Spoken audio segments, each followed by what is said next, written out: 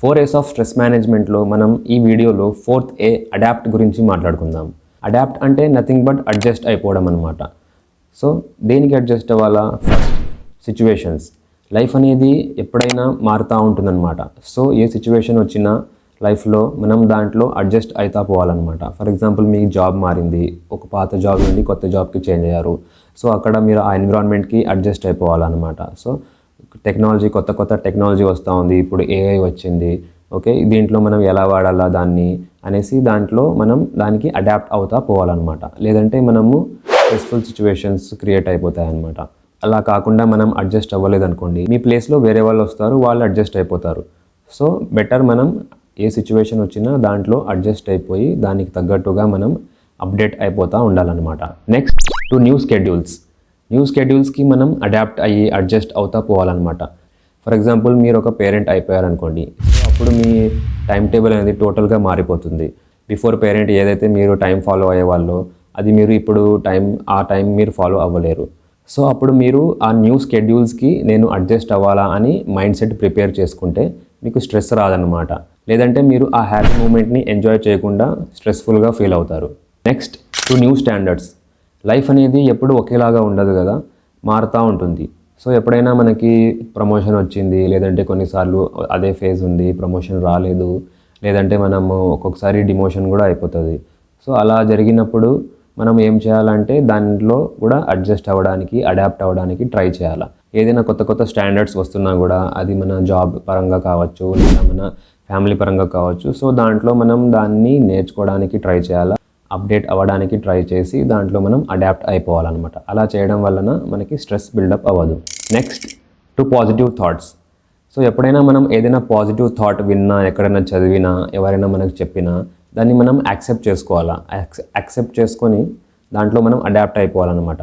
ఈ రోజుల్లో ఎక్కడ చూసినా సోషల్ మీడియాలో, వాట్సాప్లో చాలామంది ఫార్వర్డ్ మెసేజ్లు పెడతా ఉంటారు. కొన్నిసార్లు చాలా మంచి పాజిటివ్ మెసేజెస్ కూడా పెడతా ఉంటారు. అది మనం చూస్తాము, జస్ట్ ఫార్వర్డ్ చేసేస్తూ ఉంటాం, లేదా లైక్ చేసేస్తూ ఉంటాం.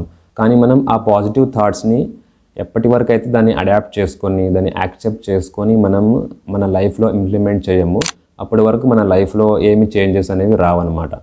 సో ఎక్కడైనా మనకి ఏదైనా పాజిటివ్ థాట్స్ కనిపిస్తే సో వాటికి మనం అడాప్ట్ అవ్వడానికి ట్రై చేయాలి. కొన్నిసార్లు మనకి ఎవరైనా పాజిటివ్గా అప్రిషియేట్ చేసినా, పొగిడినా మనకి ఈయన ఎందుకు పొగుడుతున్నాడు అని దానికి యాక్సెప్ట్ చేసేకి మనకి ఇబ్బంది అనిపిస్తూ ఉంటుంది. సో అలా కాకుండా మనం మన గురించి ఎవరైనా పాజిటివ్గా చెప్తే, మీకు పొగిడితే దాన్ని యాక్సెప్ట్ చేసి దానికి అడాప్ట్ అవ్వాలన్నమాట. ఎందుకు చెప్తున్నాడో ఇలాగా, మేబీ సార్కాస్టిక్ ఏదో చెప్తున్నాడో అని అలా నెగిటివ్గా ఆలోచించకుండా దాన్ని మనం పాజిటివ్గా తీసుకొని యాక్సెప్ట్ చేసి దానికి అడాప్ట్ అయిపోవాలి. నెక్స్ట్ పాజిటివ్ యాక్షన్స్ అంటే ఎవరైనా మనకు ఫ్రెండ్స్ కానీ, మన ఫ్యామిలీ మెంబర్స్ కానీ మనకి ఏదైనా పాజిటివ్గా చేద్దామని అడిగినప్పుడు దానికి మనము యాక్సెప్ట్ చేసి వాళ్ళతో ఆ పాజిటివ్ యాక్షన్స్ని, ఫర్ ఎగ్జాంపుల్ లేదా రోజు వాకింగ్కి వెళ్దామని, లేదా జిమ్ జాయిన్ అవుదామని ఎవరైనా మీకు అడిగారనుకోండి. సో అలాంటి పాజిటివ్ యాక్షన్స్ని మనం యాక్సెప్ట్ చేసి దాన్ని ఇంప్లిమెంట్ చేయడానికి ట్రై చేయాలి. కొంతమంది ఉంటారు, అరే నా దగ్గర టైమే లేదు అని ఎప్పుడు ఏడుస్తూ ఉంటారు, నేను చాలా బిజీగా ఉంటాను, ఇప్పుడు నేను దీనికోసం ఎలా టైం కేటాయించాలా అని ఇలాగా ఆలోచిస్తూ ఉంటారు. సో ఎవరైనా మనకి పాజిటివ్ యాక్షన్స్ చేయడానికి ఎంకరేజ్ చేస్తే మనం వాటికి అడాప్ట్ అయిపోయి మనం దాన్ని లైఫ్లో ఇంప్లిమెంట్ చేసుకోవాలి. Next stress management strategies. So స్ట్రెస్ని మనం మేనేజ్ చేయడానికి చాలా స్ట్రాటజీస్ ఉంటాయి, వాటిని మనం అడాప్ట్ చేసుకోవాలి. అంటే మనం దాన్ని నేర్చుకోవాలన్నమాట. కొన్నిసార్లు మీరు ఫుల్గా స్ట్రెస్ ఫీల్ అవుతున్నారనుకోండి, ఆ టైంలో మీరు ఏం చేయాలంటే కాసేపు సైలెంట్గా, కామ్గా కూర్చోవాలన్నమాట. ఎందుకంటే ఫర్ ఎగ్జాంపుల్ ఒక గ్లాస్లో ఏమన్నా డస్ట్ పడుందనుకోండి, మీరు ఆ డస్ట్ పడి ఉన్న గ్లాస్లో మాటికి చేయి తిప్పుతూ ఉన్నారనుకోండి, అప్పుడు ఏమవుతుంది, ఆ డస్ట్ అనేది అక్కడే తిరుగుతూ ఉంటుందన్నమాట. అలా కాకుండా మీరు కాసేపు ఆ డస్ట్ పడున్న గ్లాస్ ఆఫ్ వాటర్ని సైడ్కి పెట్టేశారనుకోండి, ఒక 5-10 మినిట్స్ దాన్ని డిస్టర్బ్ చేయకుండా పెట్టారనుకోండి, అప్పుడు ఏమవుతుంది, ఆ డస్ట్ అనేది కింద సెటిల్ అయిపోతుంది. దాని తర్వాత మనకి పైన క్లియర్ వాటర్ అనేది కనిపిస్తుంది.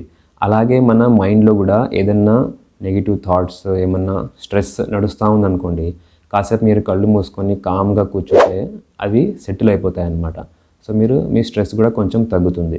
ఇంకా వేరే స్ట్రాటజీస్ ఏముంటాయంటే డీప్ బ్రీతింగ్ చేయొచ్చు, ఏదైనా సూదినింగ్ మ్యూజిక్ కాసేపు వినొచ్చు, కాసేపు ఏదైనా కామెడీ షో చూడొచ్చు, లేదా మనం ఫ్రెండ్స్కి ఎవరికైనా క్లోజ్ ఫ్రెండ్స్ ఎవరైనా ఉంటారో వాళ్ళతో మాట్లాడి మన స్ట్రెస్ అనేది వెంట్ అవుట్ చేయొచ్చు అనమాట. దీంతో పాటు మనం మన డైట్ మరి మన బాడీ గురించి కూడా ఆలోచించాల్సి ఉంటుంది. ఎందుకంటే మన మైండ్ అండ్ బాడీ అనేది చాలా స్ట్రాంగ్గా ఇంటర్లింక్ అయి ఉంటాయి.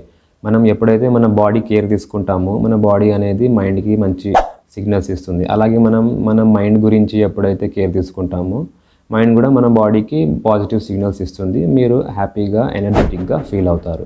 సో మంచి డైట్ తీసుకోవడం అనేది కూడా చాలా ఇంపార్టెంట్.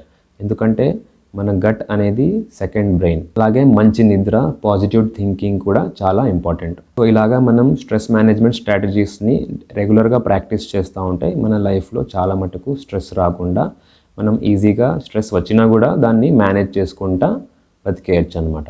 వీడియో కనుక మీకు నచ్చినట్లయితే please like, share, comment and subscribe.